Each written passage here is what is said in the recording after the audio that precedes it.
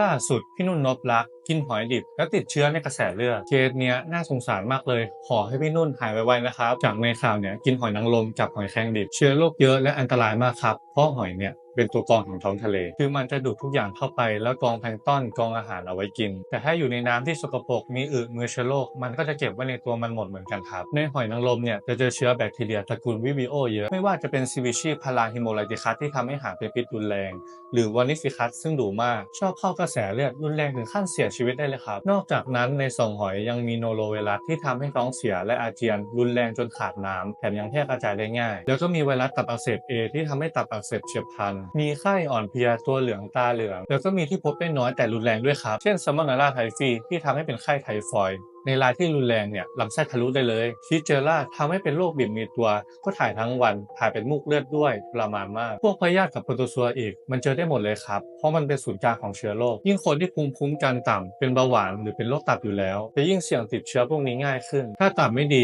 ฆ่าเชื้อโรคไม่ได้เชื้อจะกระจายไปทั่วตัวเลยครับ